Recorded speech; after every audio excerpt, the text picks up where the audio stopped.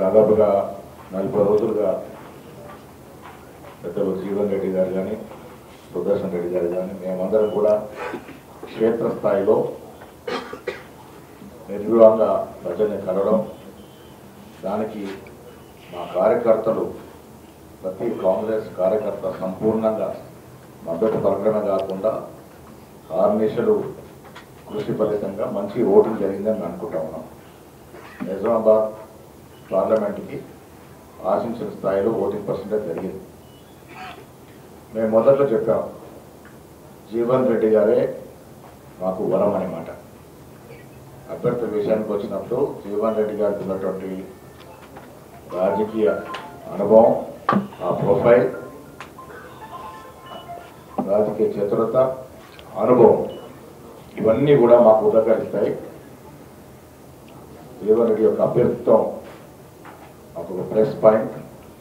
దానికి తోడు రాష్ట్రం రేవంత్ రెడ్డి గారి యొక్క 4 నెలల పాలన, 6 గ్యారెంటీలు, సోనియా గాంధీ గారు, రాహుల్ గాంధీ గారు, ఖర్గే గారు జరిపిన సభలు, ఇవన్నీ కూడా మాకు లాభం చేకూరుతున్న ఆశించడం. అదేవిధంగా ప్రజల్లో కూడా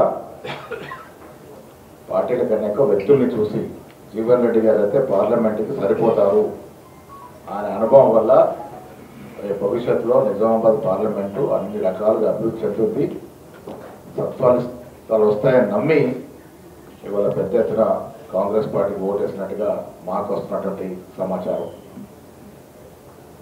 కింది స్థాయిలో టీఆర్ఎస్ నాయకులు కానీ కార్యకర్తలు కానీ చాలా చోట్ల బీజేపీతో కుమ్మక్కై బాహటంగా క్రాస్ ఓటింగ్ పాల్పడినప్పటికీ కూడా ప్రజలు జీవన్ రెడ్డి గారి యొక్క అభ్యర్థిత్వాన్ని బలపరిచినట్టుగా మాకు వస్తున్న సమాచారం.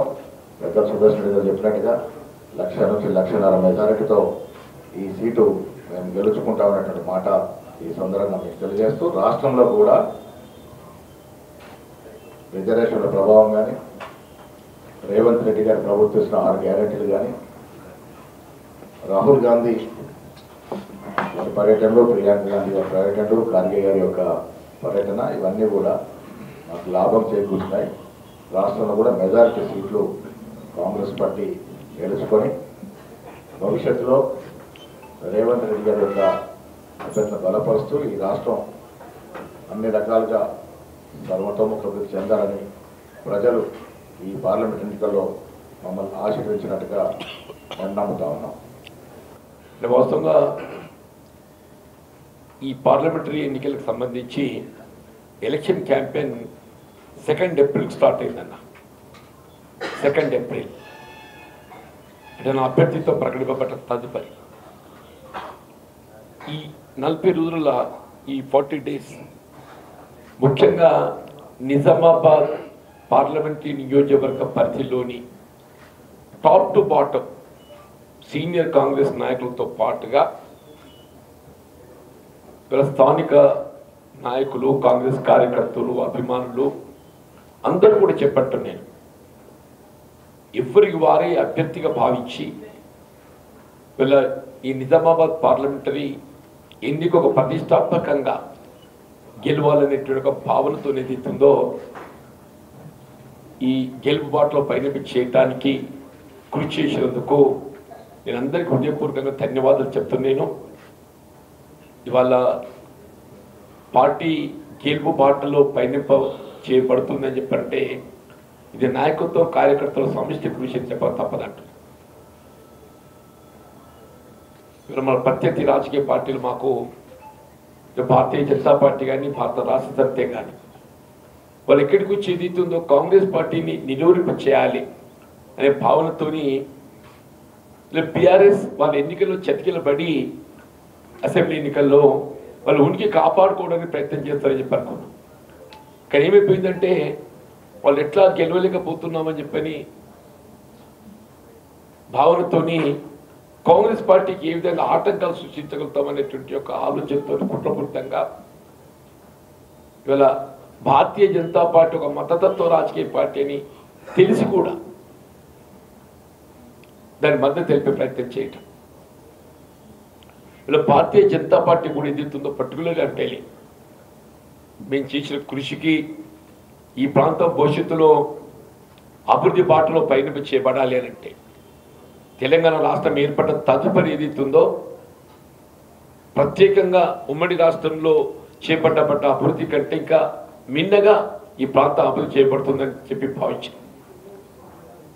ఆనాడు అధికారంలో ఉన్న రాష్ట్ర ప్రభుత్వం టీఆర్ఎస్ఏ కానివ్వండి, కేంద్రంలో అధికారంలో ఎన్డీఏ కానివ్వండి చేపట్టిన రెండు కూడా కేంద్ర రాష్ట్ర ప్రభుత్వం నిజామాబాద్ అనేటువంటి ఒక ఈ పార్లమెంటరీ నియోజకవర్గం ఈ ప్రాంతాన్ని పూర్తిగా నిర్లక్ష్యం చేయటము, ఎన్నికలు ఏదైతే ప్రతి ఓటర్ ఏదైతుందో ఆలోచింపచేయడం జరిగింది. అంటే ఈ పార్లమెంట్ ఎన్నిక రిజల్ట్ మేము ఆశించిన ఫలితం పొందడం ఒక అంశం. 100% we are going to win with over 1 lakh majority మా పెద్దలు పేర్కొన్నట్టు. ఈ పార్లమెంట్ ఎన్నిక మా బాధ్యతలు ఏదైతుందో మరింత పెంచిందని చెప్పండి. ఈ పార్లమెంట్ ఎన్నిక కాంగ్రెస్ పార్టీ నాయకత్వం యొక్క బాధ్యత మరింత పెంచిందని చెప్పని భావిస్తున్నాం. తప్పకుండా ఈ ఎన్నికలో మాకు తోడు నిలిచి అండగా నిలిచినటువంటి కాంగ్రెస్ పార్టీ నాయకత్వం, సమిష్టి నాయకత్వం చెప్పంటున్నాను. నేను ఆరంభంలో 2 ఏప్రిల్ ఎప్పుడైతే మొదటి సమావేశంలో నేను పాల్గొనడం జరిగిందో వాస్తవంగా పార్లమెంట్ అభ్యర్థిత్వం ఆశించడం సహజమని చెప్పంటున్నాను. అటువంటి అభ్యర్థిత్వం ఆశించినటువంటి ఒక మా మిత్రులు కూడా నాకు ఏదైతుందో ఇక్కడ అభ్యర్థి ఎవరనేది కాదు, అభ్యర్థి ఎవరైనా కానీ కాంగ్రెస్ పార్టీ గెలుపు ప్రధానమైన విధంగా ఏదైతుందో ఇవాళ నాకు తోడని కాకుండా కాంగ్రెస్ పార్టీకి అండగా నిలిచి ఇలా కాంగ్రెస్ పార్టీ గెలుపు బాటలో పయనింప చేయటం అనేది నేను నాయకత్వాన్ని, కాంగ్రెస్ కార్యకర్తలను, అభిమానులను, ఈ ప్రాంత ప్రజానీకానికి నేను హృదయపూర్వకంగా ధన్యవాదాలు చెప్తున్నాను. ఈ శాంతియుతంగా ఎన్నికల్లో నిరూపబడే విధంగా మాకు తోడ్పడ్డందుకు అందరికీ హృదయపూర్వకంగా ధన్యవాదాలు చెప్తూ సెలవు తీసుకుంటాను. Thank you. మరిన్ని వీడియోస్ కోసం ఛానల్ ని సబ్స్క్రైబ్ చేయండి, లేటెస్ట్ అప్డేట్స్ కోసం వాట్సాప్ ఛానల్ ని ఫాలో చేయండి అండ్ లింక్ డిస్క్రిప్షన్ లో ఉంది.